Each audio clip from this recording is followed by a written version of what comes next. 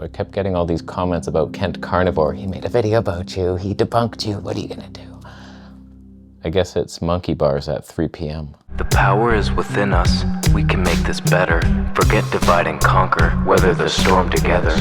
Usually I don't dip my toe in these drama waters, but I was curious, what did they say? Because I feel fantastic eating a ton of refined sugar and fruit and starch at night. My blood sugars are low, like everything's good. So if you want to attack my lifestyle, I'm interested in hearing your opinions. Let's see what they have to say. Maybe I'll learn something. So I must say, he has a very nice way about him, but what he actually says is really difficult. So first, Stephen, thank you. I used to watch his channel too. When I was carnivore, I watched both these guys. Kent was making all the funny, like, he's a good editor. He slices in the vegan failures and he's good times. It was a funny show. And Stephen had his podcast with that other keto friend of his. And I learned a lot, I thought, at the time. If you go and have a look at Nutrition by Victoria's channel, you'll see she's a big fan of the oral glucose tolerance test. I used to administer these, and it's 50 grams of carbohydrates in one go. The reason it's 50 grams of carbohydrates is because it is a stress to the body. That's actually in the literature. If I was to take one of those tests, I wouldn't want to pass it, in inverted commas, because I don't think the body is designed to take 50 grams of carbohydrates in one go. Just imagine the insulin response. That's 2 bananas worth of sugar. It's nothing. It's literally a baby could easily tolerate that. You just mash some bananas. Some parents chew it first and spit it out. If you want me to do that for you, I'll do it. It's not a hard thing. It's not stress. If you want to be stressed, try digesting pork. Like, what are we even talking about? It's 2 bananas. It's the easiest test to ever pass. So that test is not designed to be super stressful. It's just actually a really small amount of carbs mimicking sugar coming into the body, and let's see how your body performs. Is the insulin gonna spike and then lower it in time? And after 2 hours, your blood sugar should be under 140. Then you pass the test, you get a lollipop. I'm doing this high carb, low fat thing because fat promotes insulin resistance. They're talking about a study from Professor Ben Bickman in 2011, but they're misreading the study. That was a study where they had only petri dishes or infusions of fat. Even Ben himself admits that this was problematic. It had a limitation. Basically, the people in the study weren't people in the study really eating fat. And once you eat fat, you get a completely different result. I have no idea who Ben Bickman even is. That's not who we're talking about. We're quoting H.P. Hemsworth from the 1920s. He's the guy who discovered the difference between type 2 and type 1 diabetes. That's the kind of scientist he was. He invented the glucose tolerance test, I believe. So he's the guy we're quoting, and he did a bunch of studies, and he said too much fat in the diet causes insulin resistance. So when you eat sugar, it's slower to get into your cells and you get diabetes. He also said starving contributes to insulin resistance, as I said in my beautiful video by the lake. I mean, the whole idea around insulin resistance is that you have these receptors on the cells that no longer open the door, and that is just evidence that they don't want the stress of the glycation. So that's why they're blocking it out, and this is why then we're given insulin to try and force the sugar back into the cells, and that's not a good thing. And so the pathology isn't insulin resistance, it's eating carbohydrates in high amounts along with high amounts of fats. And so it is a matter of picking one fuel source, and when we look at it from a nutrient density perspective, there is only one way to go, and that is a natural human way: animal fats and proteins. I want to agree with him so much about what he just said, and then also disagree complete 180-degree opposites. So yes, I've always said we pick one fuel, fat or carbs. You don't mix them. And this is what my video was about. I'm choosing the carb side. So my fat has to be low, and then I'm insulin sensitive, and that's great. Those guys picked the carnivore side, so they can't eat sugar. They would fail a glucose tolerance test right now, kindergarten style. They would F is what you get. But then to say we should eat our natural diet, which is animal-based, I don't get how that feels natural. I see animals all the time. I film them for wildlife, and they're beautiful. I've never desired to bite into a blue jay's neck. I mean, we're not dogs. I have no desire. I was just filming a video out in nature, and to my left, there were 2 geese, and I was like, just so enamored with them. They're eating their grass. I'm talking, making a YouTube video, and then this dog runs by and tries to kill them both. That's what a carnivore does. Like, he jumped into the lake. Unfortunately, I didn't get that part. Like, that's how far he was willing to go to bite a goose's neck with the feathers and everything. So dogs, yeah, total meat eaters. They have that desire. Me, not 1 second. And this is the Randall cycle, where the cell is protecting itself from an overplus of energy. So it's not really insulin resistance as such, but exactly what you say, the cell protecting itself. It's basically saying, we don't want any glucose or we don't want any fat because we've got enough already. And it's the cross inhibition of those two things. What you need to do is, like you say, either have your protein and carbs or proteins and fats. So I think we're basically in agreement here that all that Randall cycle stuff, too much fat is not good when you eat carbs. So he chose the low carb side. He chose to avoid sugar. I'm choosing to look at our earth and see, wow, every single plant almost is high carb. All the fruits and vegetables, all the grains, the potatoes, the roots, even the leafy greens, not much carbs, but it's percentage, they're like 80% carbs. So like that seems like the more natural thing, eat those. And then if you do choose that path, you can't eat too much fat because in nature even, there's not much nuts and seeds. They're hard to open with the shell. Like a lot of the whole fat side doesn't make a lot of common sense, especially the animal base where you got to throw spears at hippos and shit. And if you're only going to eat plants, you have to supplement. If you're choosing fats and proteins from animals, you're ticking all the boxes. That's left brain insanity to me. Like there's certain nutrients and minerals in animal products that are higher than plants, but you have to prove to me that I need those and I'm going to wither away and die without them. So like it seems that fruits and vegetables are way higher in certain vitamins and minerals, and animals are higher in different. The obvious logic, I saw your brain already go there. Eat both fruits and meats and vegetables. Yeah, you could do that. Some people, Randall cycle, buddy. I hear this argument a lot, like when a certain nutrient is high, like vitamin A is really high in beef liver, so therefore that's the best source. It's like, what if we don't need that much and that's too much? Same with iron and zinc. Like there's many nutrients in animals and maybe you praise them and you love that zinc being over like 400% with your beef diet. I don't know that we need that much. It could be like leading to toxic levels. But if you just did like a side-by-side, here's mangoes, here's beef. Beef is missing so many more nutrients than the mango even. Like I don't get how is that we need to supplement, but you don't. Like you need there's not even supplements available for you, that many in one thing.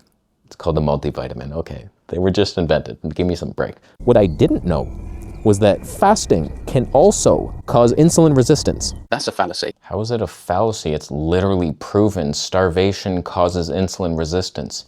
It's opposite of common sense. I was with you. That's why I was so shocked to hear it, because I'm always fasting. You would think my cells are going to be primed and ready, but it's something about your body shuts it off and it goes into like a gluconeogenesis state. I'm not the guy to be explaining this stuff, but our good old buddy H.P. Hemsworth showed in his studies that starvation also causes insulin resistance. So modern day starvation is called fasting and intermittent fasting. So I was doing that too much, and now that I'm not, I wake up and I have my fruit meal and I'm having 3 meals a day.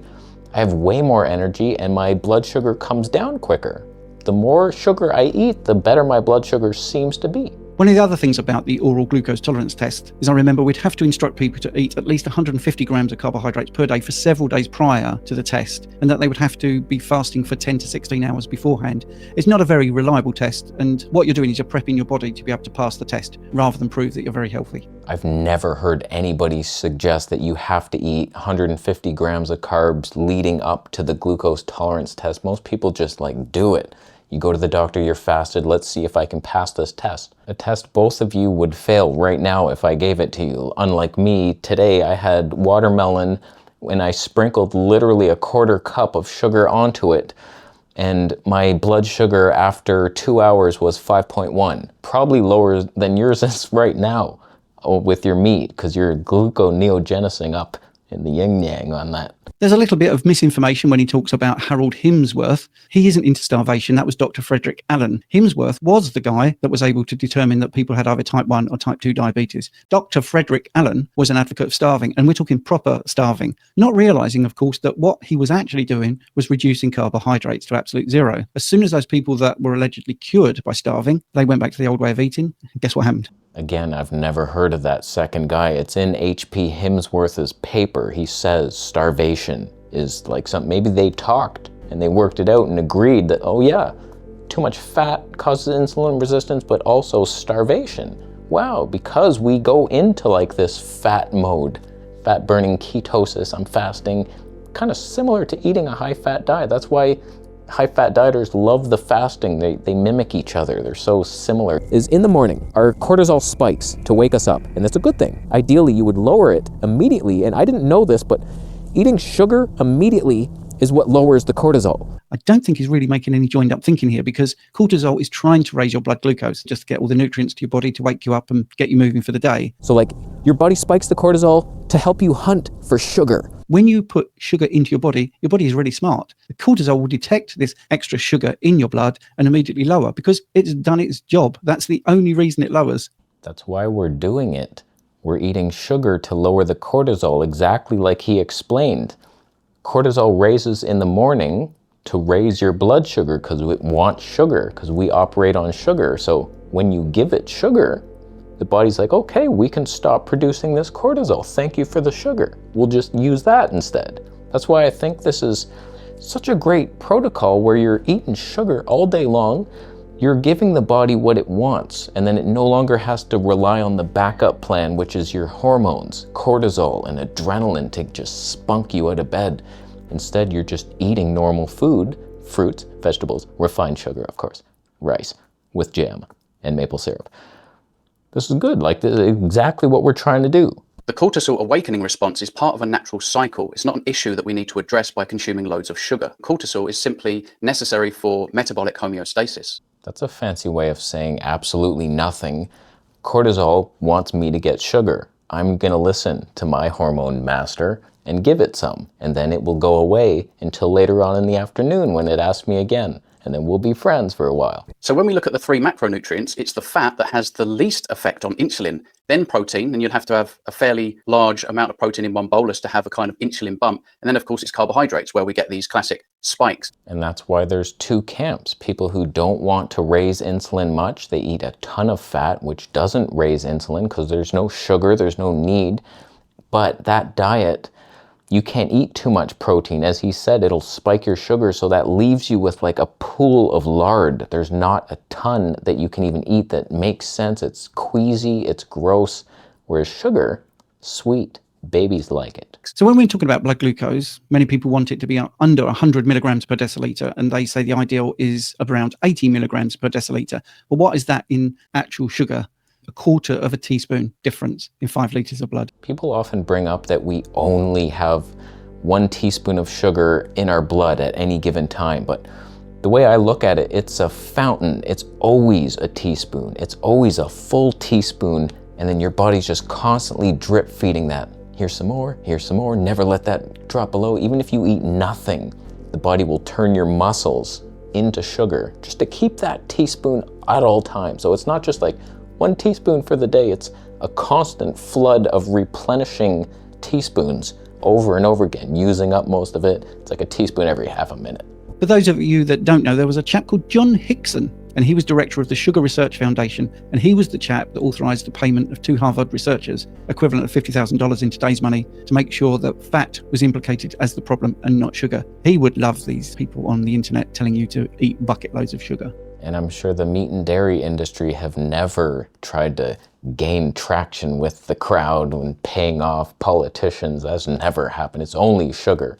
So like everything's corrupt. Every industry, it's sad that everyone's lying to themselves, and then we have to like discover which is right, keto or high carb. Like they're both doing the same thing. They're both lowering your blood sugar, and we both have our path. One feels right to others. I've tried both. I don't feel right on that keto carnivore path. It's just, I was having crazy symptoms. My blood sugar was high all day long. No matter when I tested it, I was eating 1 meal a day. And I'm just like, is it too much protein? What's going on? Like my blood sugar is, I'm diabetic here. I'm not eating any sugar.